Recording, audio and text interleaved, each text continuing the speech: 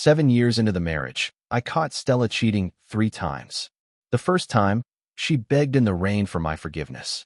The second time, she teamed up with my parents to stop me from divorcing her. The third time, she just laughed casually, saying, "Go find someone if that's what you want. Are you satisfied now?" Satisfied very much. It wasn't until I tried it myself that I finally understood her. The thrill of being with someone new is truly amazing. But Stella ended up regretting it. On my 29th birthday, I was home all alone. Stella had promised to come back to celebrate with me, but she texted me last minute saying something came up.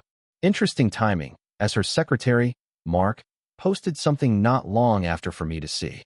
It was in a high-rise hotel room, with a bathtub right by the floor-to-ceiling windows, offering a stunning city view. 2 hands, covered in foam, were intertwined. You could feel the intimacy. The faint tan line from her wedding ring was still there. I recognized it as Stella's hand immediately. Funny thing is, I didn't feel anything. This wasn't new. It was just another instance of her infidelity. The post vanished quickly. Mark added some text afterward, saying it was a mistake and he'd be punished by the boss. I turned off my phone.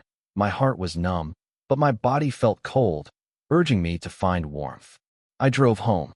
When I reached the door, I went to knock, but it felt like an invisible rope held my hand back, so I stood there for a few minutes. Leo, my younger brother, spoke from inside. "Hey, isn't it my brother's birthday today?" My mom was thoughtful for a moment. "Tomorrow's your birthday? Oh, that means it's his today. Should we call him?" She replied teasingly. "What's the point? We'll celebrate both tomorrow anyway. He's used to it. Always has been." Dad chimed in, assuming Stella was with me. Mom sharply corrected, mentioning Stella was on a business trip, warning not to trust appearances. "He makes it seem like he's owed a fortune. If he can't keep a woman, that's his fault." Dad and Leo agreed, then shifted topics, laughter resuming inside. Meanwhile, I stood there, colder and trembling. 2 years ago, when I first caught Stella cheating, I was devastated, feeling like I was in an ice pit, and only managed to say, "Divorce." I believed when you truly love someone, you can't accept any form of betrayal. Even as she knelt in that storm, even when she claimed she'd been drugged, I spent sleepless nights crying, not willing to forgive. My mom slapped me. "You're the one who insisted on marrying her, and now you want to leave? Are you trying to shame our whole family?" Seeing my disbelief, Mom softened. Stella was set up. Give her another chance. For a month, Stella apologized daily. Finally, I relented, but I didn't sleep next to her anymore. I just couldn't.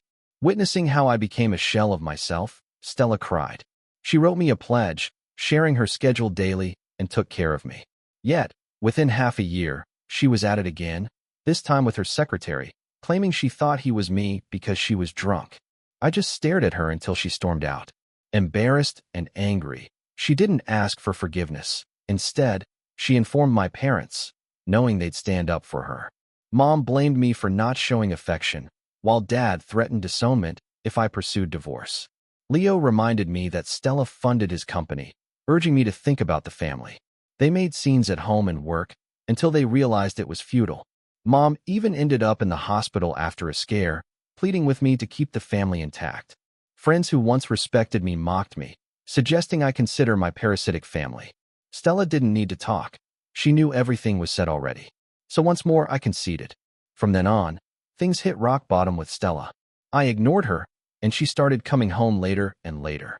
During Stella's third affair, she brought her secretary home. There were traces of their passion on her neck. As I questioned her, "Why not divorce?" she lit up a cigarette, her eyes clouded with smoke as she sighed. "Eric, at our age, let's not be naive. Even if I agreed to a divorce, your parents wouldn't. I'm thinking of you." Despite being candid about no longer loving each other, she told me we still shared a familial bond. To my surprise, I laughed. "So you finally admitted it? You're not in love with me anymore." Stella studied me for a while, and her lips curled in a sardonic smile. "Feelings fade with time. With deadened heart, what's next?" I didn't know. After leaving that so-called home, a drunk encountered me on the streets, glaring as if I were his enemy. His stare induced a destructive desire within me. "You all just disappear already. What's the point in living if it feels like this?" Smiling, I reached for a knife as his eyes filled with dread. For a while, paranoia defined my world. I'd carry a weapon for a semblance of safety. You crazy or something? He snapped, clearly sprinting away. I chased, spewing hatred, pushing my limits. Bloody and tired, yet there was no sign of him. My phone, I smashed it. Everything within reach destroyed. Still, it wasn't enough for the storm inside me. Fueled by adrenaline, I wandered aimlessly. It wasn't until I heard the ocean that I found some semblance of peace. I sat on the rocks through the night, watching the sun rise, and thought long and hard. My wife wasn't my lover, my family wasn't my family.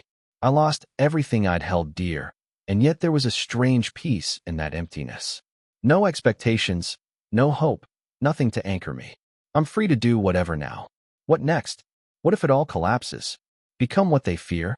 Blend in? I felt my soul shatter, replaced by a lighter self. As the sun rose, I perceived something shattering, then reforming. All emotions stripped away, leaving nothing behind. Indifference settled in. When I opened the door, Stella and Mark were back at the sofa, flirting. The housekeeper guiding me inside seemed uncomfortable. Stella glanced over, stunned. "What's wrong with your leg?" Her concern almost made me chuckle. "Cut by glass." Mark chimed in mockingly. "Eric, dude, pulling disappearing acts, had the boss worried all night." She didn't sleep. He gave Stella an understanding look. Stella didn't say a word, just shot her a warning glance, but with a hint of indulgence. I chuckled. Like I said, these shoes are trash. Not only did I fall, but my phone broke too. Definitely need to get better quality. Could you help me out and get the latest spring, summer limited editions from those high-end brands for me? Money's no issue, my wife's got plenty. Mark's face fell a bit, and she tugged on Stella's sleeve, only to find Stella looking at me thoughtfully. "It's my birthday, can't you help me out a little?" Stella suddenly smiled and said, "Then let him buy it for you." She patted Mark. "You can head back now. I'm going to celebrate my hubby's birthday." Mark gave me a glare before reluctantly leaving. "What do you want as a birthday gift?" I looked at her. "Remember what you said about an open marriage?" Still standing, Stella paused, watching me pull out a new phone, and pointed at her. "Say it again for the camera, just in case you change your mind. Need some evidence." Stella seemed to think of something and smirked instead of getting angry. "Don't worry, if you find someone, so will I." Satisfied. "What if you regret it?" "Regret?" She scoffed. "If I regret it, I'm a fool." I felt satisfied and told the maid to prepare the first-floor guest room for me. Stella's eyes lingered on my phone. "Switched brands." I nodded. "Had it for too long, got bored. Trying something new." Honestly, we hadn't talked so calmly in ages. But I must have said something wrong, because she gave a cold laugh and left. "Eric's been acting weird lately. After years on the job, he just quit. He used to never leave, no matter how stressed or exhausted he got. He said that was his pride. Now he's buying fancy cars and antiques, things he never liked before. He doesn't even use the black card Stella gave him, so she stopped giving it. Now he's happily receiving everything, sending pics of things he likes, acting a bit spoiled, almost cute." Stella started feeling uneasy. She asked the maid what Eric's been up to. The maid said he's going to the gym every day. Is he working out to impress her? Eric's always been stubborn, she knew it. Now has he changed his mind? Stella should be happy, but felt an inexplicable heaviness creeping in. Things seemed to be slipping out of her grasp. Eric wasn't supposed to be like this. She lit a cigarette in her office. "We're tracing what's been off lately." "Open marriage?" "No way. Even if Eric gave up on her, he'd just seek a divorce. He would never cross that line." The more Stella thought about it, the more irritated she felt. Mark murmured, "Dressing up every day like that. Must be sneaking around, right?" Stella was suddenly pushed to the brink. She yanked his hair down hard, with his cries of pain and disbelief. Stella's face twisted in rage. "My husband's business is none of your concern. Are you sure you know your place?" Mark's eyes reddened immediately. He quickly lowered his gaze to beg for her pardon. "I'm sorry, I know I was wrong." But Stella had lost interest. She grabbed her coat and left. She happened to be going on a business trip for a week. To Salisbury on a whim. She visited the temple they went to just after getting married. There was a huge banyan tree, covered in red prayer ribbons. Stella searched long and hard for the one they tied. It was badly faded, but she recognized his writing instantly. Eric and Stella, love forever. A sudden sting in her eyes spread a slow, aching weight in her chest. Stella couldn't wait to get home. Wanted to see Eric. But when she walked in, clothes were strewn everywhere. Eric's room echoed with his lazy laugh. Cut it out, Maria. Go take a shower. She froze in place as I opened the door. I was only wrapped in a towel. Maria gasped, feigning distress as she glanced back at me. Didn't you say your wife is on a trip? Why's she back? I gave her a comforting smile and turned to the door. Why didn't you call or something? Stella stood there like a statue, stunned. A few seconds later, she snapped back to reality, her anger surging as she raised a fist to hit Maria. But fortunately, Maria had prepared for this ever since we got together, always reminding herself to stay fit so she wouldn't get beaten by my wife. She dodged smoothly and nonchalantly remarked, "Take it easy. You injure me. Your hubby will be upset too." So immature, I chuckled. Maria, you should go. My wife probably needs to have a word. See you next time. She scooped up her clothes and, right in front of Stella, gave me a deep kiss, daringly whispered, "Don't keep me waiting too long." I smiled and nodded, watching her leave. Just as I stood up straight, pain shot through my wrist as I was roughly pulled into the bathroom. Stella's eyes were bloodshot with rage. She yanked off my towel and dragged me into the tub. The cold rush made me yelp as I slapped her in retaliation. "What the hell's wrong with you?" The slap turned her face away, bringing a semblance of calm back to her demeanor. She glared at me with clenched jaw. "Eric, how dare you betray me?" I frowned. "Stella, acting forgetful? We agreed on an open marriage. You swore you wouldn't regret it. So what's this all about?" Stella's face paled with the water droplets, lips trembling slightly. "That's because you were sure I'd never cross that line, that I'd just swallow my pride, right?" I casually stretched my arms along the tub, showing off the marks on my skin. Stella turned away as if burned, her fists clenching and trembling. I let out a soft laugh.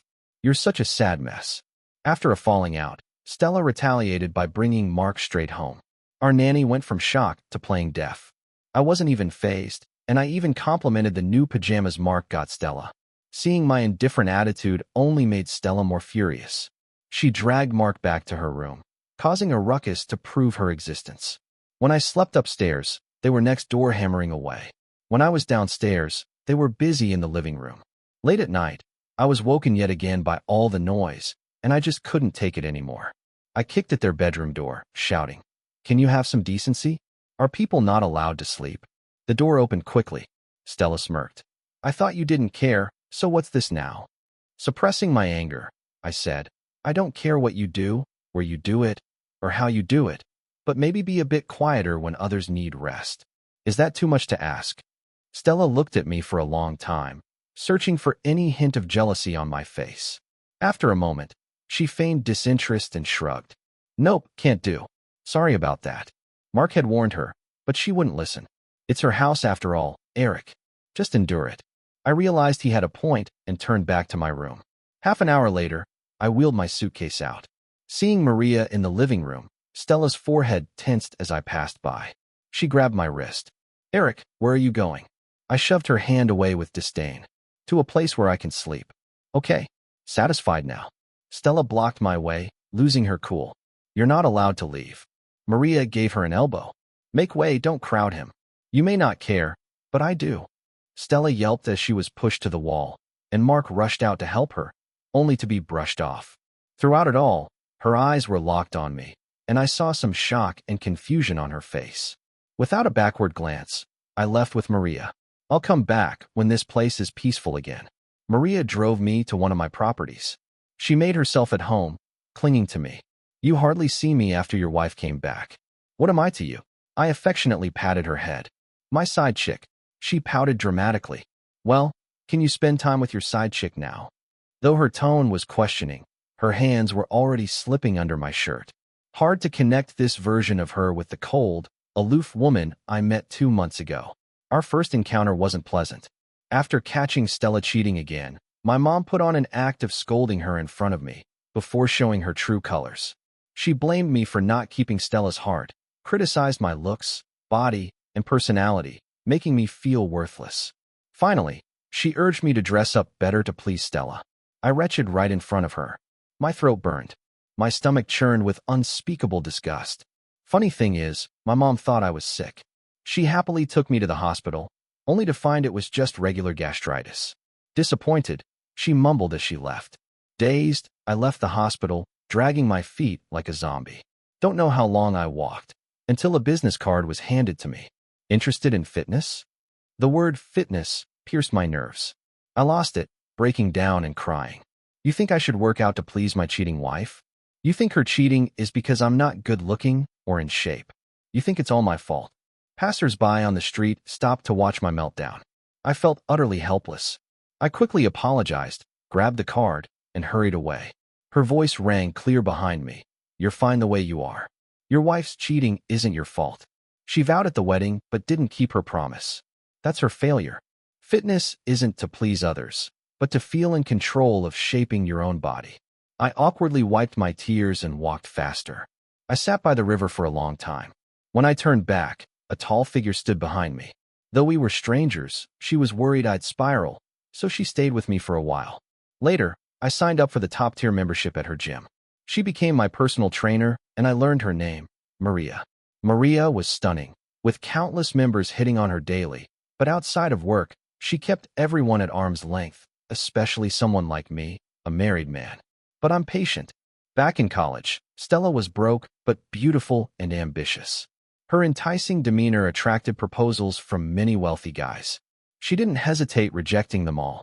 I knew then that someone like me, from a middle-class background, might share common ground with her. I was constantly around her, showing my interest subtly without confessing, leaving her no room to reject me. 2 years passed. Suitors came and went, but I stood my ground. Stella finally yielded. The turning point was when her mom fell ill. I accompanied her to the hospital, helping for 2 weeks. She kissed me and promised she'd never betray me. In hindsight, her words were nonsense, but honestly, I've got some experience when it comes to chasing difficult women. After getting Maria's contact, I went through everything on her profile.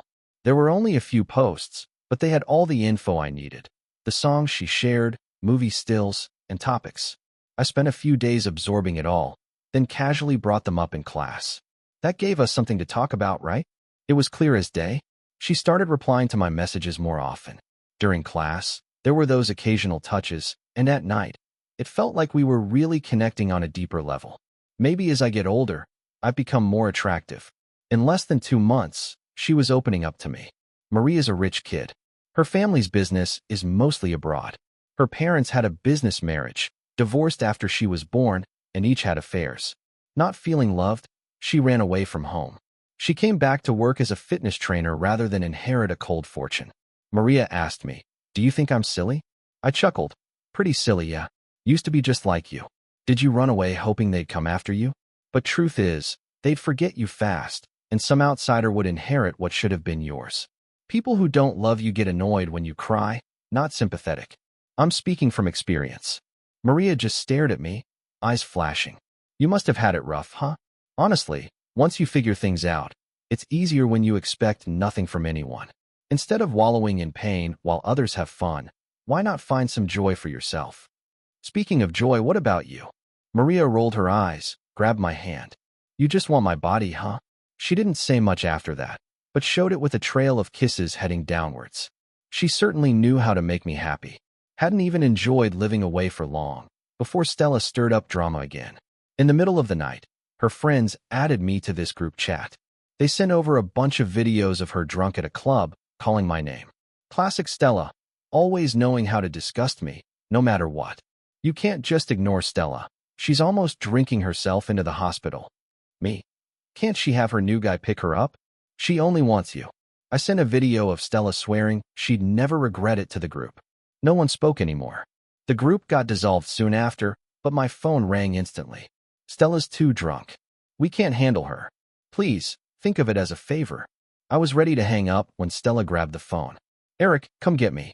I'll double your allowance." I paused for 2 seconds. Address. Maria, half asleep, wrapped her arms around me. "Don't go." I kissed her. "Relax. I'll have her buy us another car. We'll go on a road trip next month." Maria finally let go. When I got there, it was one of her friends who came to fetch me, the same one who used to talk down to me, telling me to keep the peace. In view of Stella, I gently patted her face. "You're still pretty hot yourself. You know Stella and I have an open relationship now? Want to go shopping?" She looked confused. Before she could even respond, Stella slapped her hard. What kind of look was my husband giving you? Her friend was shocked. I didn't do anything. But Stella wasn't listening and almost hit her again, which pissed her friend off. You're nuts. They started fighting, and it took several people to separate them. I just stood there, arms crossed, enjoying the show. When Stella got in the passenger seat, I was grinning, which seemed to throw her off. Where to? Back to your love nest with Mark. She paused for a bit, then said awkwardly, That's our home. I didn't respond, but the heavy scent of alcohol got to me. This car reeks of booze, needs a deep clean. You'll have to buy me another one after I pick. Stella had her eyes closed. I almost thought she'd fallen asleep, but then she let out a bitter chuckle. Is that all we can talk about now? I just found her bewildering. What are you complaining about now? Your only worth to me is the money you bring. Why should I care about you otherwise? Sorry, I'm not as pathetic as you. Stella sighed deeply, slowly opened her eyes, and her gaze was dark and unreadable. Eric, I barely recognize you anymore. I laughed. Can't handle it? Divorce then. Stella chuckled softly too. Divorce? Not happening. Seems like Stella's dead set on making my life difficult. I just got a new car, planning a trip with Maria, and my mom called me dozens of times to come home for dinner, as if Stella wasn't behind it. And sure enough, when I walked in, there was Stella, all cozy with the family. My dad was probably tipsy, beaming, and waving for me to sit. Eric, Stella said she'll cut ties with the other guy, settle with you. I glanced at her. What's this game about now? Stella didn't dodge my gaze, looked genuinely sincere, like the first time I caught her cheating. Honey, I promised your parents. Give me another chance, will you? My mom was grinning ear to ear. Yeah, talk it out. Harmony brings prosperity. You two should have a kid, strengthens the marriage. Stella nodded, everyone supporting her. No one cared about my say in it. I popped a piece of fish into my mouth, smiled lightly when they turned to me. Didn't Stella tell you I cheated too? Suddenly, the room went silent. Stella's pupils widened in shock. She couldn't believe I just ripped the Band-Aid off like that. My brother was the first to react, giving an awkward chuckle. You're joking, right? I tilted my head at him. My wife and I decided on an open marriage long ago. We do our own thing. You're young, you should get it. Stella grabbed my hand, trembling a little. Her expression was somewhere between crying and laughing, very hard to look at. That was just angry talk. Can we just drop it from now on? I shook off her hand. I don't get what you want. Isn't this better? I don't meddle with you, and you don't meddle with me. My dad slammed his chopsticks on the table. Seeing I didn't even flinch and kept eating, he knocked my chopsticks away. Did you hear me? The air reeked of smoke and alcohol, even made it hard to breathe. I stood up and flipped the table over. You don't want me to eat, right? Then no one eats. The plates smashed loudly, scattering everywhere. Stella was stunned, looking at me like I was a stranger. I raised my voice with everyone just staring at me, too shocked to speak. I turned to my mom. Who paid for your surgery back then? Was it your little boy? It was me, the son you looked down on. Then I glared at my dad. When it comes to food and drinks, you always only think of your little boy, but when your back hurt and you were in the hospital, you thought of me. I couldn't make it, so you reluctantly let your little boy see you. You were so happy, saying he's dependable, the little one. All I did for you wiped out with just that one line. Do I owe you? I looked around. Even this house, I saved up to buy it for you. What has your little treasure done?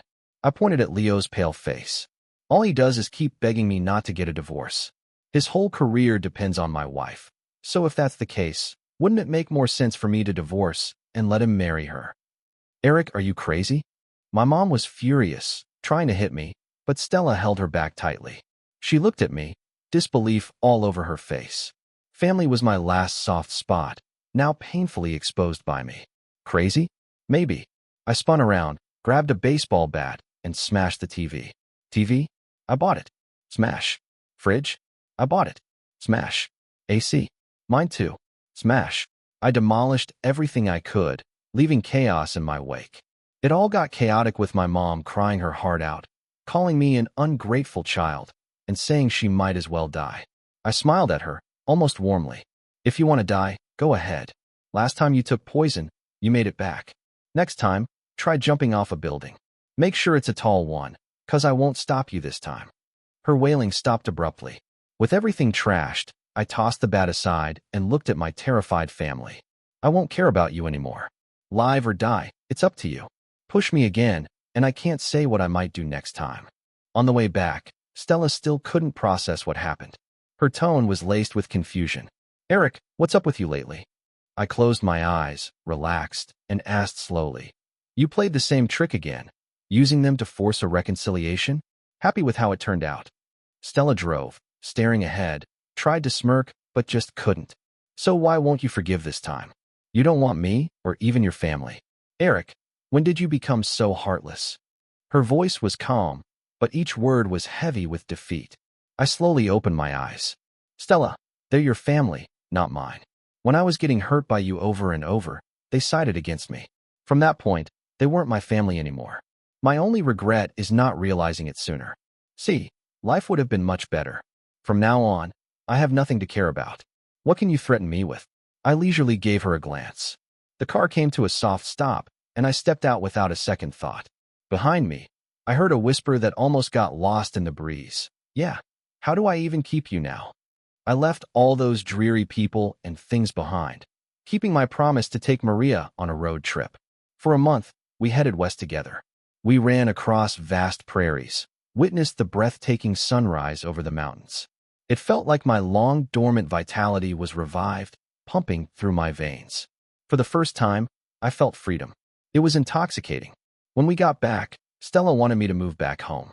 She said she'd fired Mark, promising I'd never see him again. I agreed, since where I stayed didn't matter, as long as it came with money.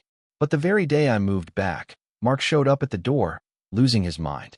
He seemed drunk, making a scene in the living room, clinging to Stella, refusing to leave.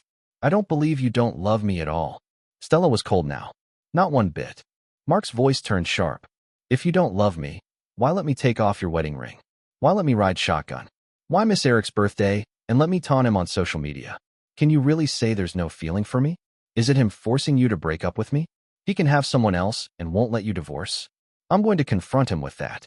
He stormed off upstairs to find me, but Stella yanked him down hard. Her voice hit a chilling note, brimming with suppressed fury. Mark, are you looking for death?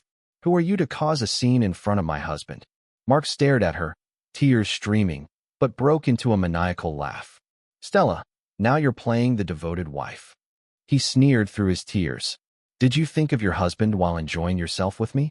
Now he doesn't love you and you want back to him? How cheap. She didn't retort, just called security to drag him out.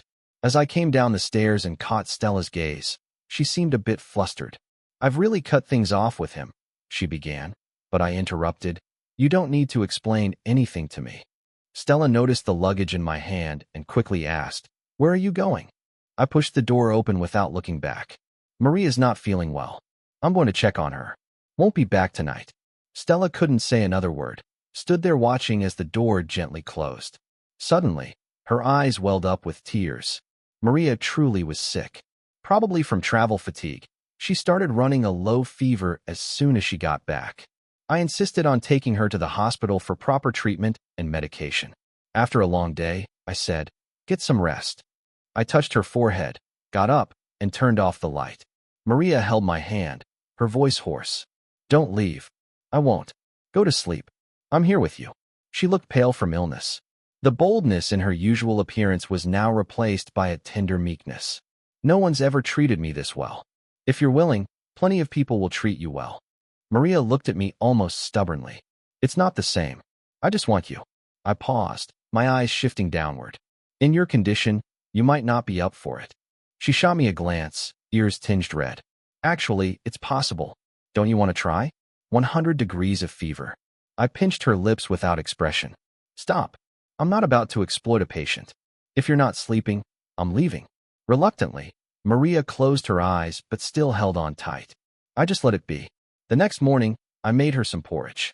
Maria lazily hugged my waist from behind. Are you leaving? Yeah. Take care of yourself. I'll see you in a couple of days. She frowned. Your wife is a copycat. I get sick, and she gets sick too. I chuckled. Can't help it. After all, she's the main wife. Maria bit me on the collarbone out of frustration. She slid her hand under my shirt, fingers trailing over my skin. Pretty tense, huh? She breathed softly. Half an hour? Not enough. By the time I got home, it was almost evening. The nanny had called me earlier, said Stella had a high fever. I couldn't be bothered. But soon enough, Stella called me herself. She threatened me with Maria's job to get me back home. As soon as I walked in, I threw the luggage at her face without mercy. Stella, is doing this everyday fun for you? She didn't move. Her slender figure stood in silence, raising her eyes. She glanced at the bite mark on my collarbone. Her pupils trembled. I sneered. Spit it out. What do you want with this charade? My stomach hurts. I replied impatiently. Then see a doctor. I can't cure you. Stella moved her dry lips. I want your porridge. Don't feel like it. You felt like it for Maria, didn't you? I halted halfway up the stairs, frowned, and looked back. Are you spying on her now, Stella? You were the one who suggested an open relationship. What nonsense are you pulling now? You're the CEO of a public company. Nothing better to do than obsess over others? Do you feel accomplished? You think messing with Maria affects me? There will always be someone else. I have no guilt spending your money on other women. When will you understand? No one cares if you're sick or not. Suddenly, Stella doubled over, clutching her stomach. Cold sweat glistening on her temple, looking deeply in pain. She wanted to speak, but couldn't form a word from the agony. There was pleading in her eyes. I watched her pathetic state with indifference, called the nanny, then turned and went upstairs. In the middle of the night, half asleep, I felt someone kissing me. Instinctively, I pushed her away. Don't. She froze, then intensified her actions, almost making me breathless. Once fully awake, I slapped her hard. Stella, are you nuts? She didn't dodge, pressed her face into my hand, and I felt a wetness. I was wrong. I really was wrong. Let's reconcile. No more drama, okay? Stella's voice was choked, desperately trying to close the gap between us. Her lips brushed my neck. What he can do, I can too. I'll make you feel good, okay? Furious, I yanked her hair back, forcing her to look up. You think you can compare with Maria? She's young and clean. Touching you feels dirty. Stella crumbled, covering her eyes, whimpering. What do I do, Eric? Tell me, what should I do? I was even more frustrated. Go find someone else. No one's stopping you. Stella clung to me. I won't look, never again. I'm sorry, I regret it. Please forgive me once more. Couldn't take it anymore. I dragged her to the sink by her hair. Remember what you said? You said if you regret it, you're a dog. Look at yourself now. Don't you seem like a dog? In the mirror, she appeared gaunt, pale. Her eyes were glassy, bloodshot, as if life had been drained from her, a far cry from the woman months ago. Holding Stella's arm, I realized how shockingly thin she was. Just wanted to snap her out of it, but she managed a sad smile and whimpered like a dog. Eric, I'm a dog. I'm worthless, an idiot. I don't care if you hit or scold me. Do what makes you happy. I just want you back. We'll return to the way things were. We will, she mumbled, comforting herself. I let go, disgusted. A gentle push, and she collapsed to the floor. I looked down at her for a long time. Stella, when did you become so weak? Didn't you end up catching some disease, huh? If you're sick, get treated. That's my only request. My quality of life can't drop at all, since you're only good for making money. After things went south, I stopped going home altogether. Stella didn't disturb me, uncharacteristically. However, my mom started calling, playing the victim with a cautious undertone. Dad and my brother Leo took turns reaching out, their tone gentler, hinted at wanting me to visit more. They've actually always been like this, treat me and Leo differently. If his clothes grew old, he'd get new ones. Mine got patched up. His allowance could get replenished, mine never enough. There was so much disappointment I couldn't express. But whenever I was determined to hate them, I'd recall a night when I was sick, blankets tucked around me, and worried sighs. The hardest part wasn't their constant belittling. It was the illusion of love they created. My whole life I chased that elusive warmth, because it was enough to dull all the suffering and hurt. Some people say a parent's love is like a damp cotton jacket. It feels cold when you wear it, and cold when you take it off. The bravest thing I've ever done was to choose to be with Stella despite my parents' scolding. It was the only significant escape of my soul in 20 years. Later on, things proved I made the right decision. Gradually, the biased image of my parents faded from my memory, replaced by caring family members. I despised myself for being cheap, yet I couldn't resist the love from my family. Until Stella cheated, and my beautiful fantasy shattered in an instant. Turns out it was all just a dream. Before the soul was about to die, at 29, I finally took off that damp cotton jacket. I wouldn't let it torture me anymore. After blocking everyone, I took a deep breath. See, it's no big deal. I met Stella again 2 months later. It was her mom's Memorial Day. I bought a bouquet of white chrysanthemums for her. She wore a black cashmere coat, standing silently in front of the tombstone. We stood side by side for a while, without speaking. In such a scene, it's hard not to recall the past. Right after getting married, Stella was busy starting her own business, securing investments, and attending to clients. She wore herself out, trying to make money for her mom's medical bills. Her body broke down with stomach bleeding several times, landing her in the hospital. It pained me. I learned to make meals that were gentle on her stomach, juggling between the hospital and work. I was best at making porridge because she loved it. Stella's mom had pancreatic cancer, underwent surgery, but unfortunately relapsed. I was with her during her final days. She would often tell me stories about Stella's childhood. Stella's dad cheated and abandoned them when she was very young. She grew up early and mature, skipping even the rebellious phase. Stella's mom said meeting me was a blessing for both of them. Before she passed, she made Stella vow to take care of me for life. She nodded vehemently, tears streaming down her face. So even after Stella cheated, she never shortchanged me financially. I've given up on figuring out if that's considered breaking a promise. It is what it is. As I turned away, I heard her calm voice. Eric, let's get a divorce. I stopped in my tracks, and after a while, lowered my gaze. When signing the divorce papers, I glanced at the asset division. Surprisingly, she was generous. She practically gave me everything, except for the company's shares. The amount was so large it startled me. I wasn't dumb enough to refuse it. I even joked. I told you I have a good eye for women. At least you're generous. Her face was gaunt, practically a skeleton wrapped in clothes. The corners of her lips curled into a self-deprecating smile when she met my eyes. But you stopped trusting me long ago, or you wouldn't have secretly moved assets. I smiled slightly and said nothing. I never intended to be entangled with a bad person for life, so I kept asking her for money, finding ways to move assets overseas. Even if things fell apart and I ended up with nothing, I'd still have enough to live in leisure. I'd already paved the way for myself. No one could ever shake me again. The day we got our divorce certificate, the weather was unusually nice. Maria stood next to me, smiling brighter than the sun. Thanks for being sensible. I'll take good care of him. Stella ignored her provocation, her eyes tracing over my face, like trying to imprint it in memory. I smiled and nodded at her. Take care. She softly acknowledged that, unable to hold back her tears. Eric, I'm sorry. Then she turned and left. We eventually reached this point. Maria asked what my plans were next. I answered without hesitation. I'm going to travel around the world. During that month of road tripping, the wild wind penetrated my skin, making my stagnant blood flow and surge again. At that moment, I realized it wasn't the soul that was broken, but the shackles. I could go anywhere. I was free. And you, what's your next move?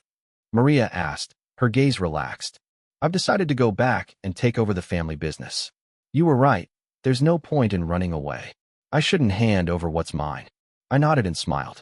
Great, I support you. From the start, we had an understanding. Both of us had the right to end this relationship anytime. And now it's time to part ways.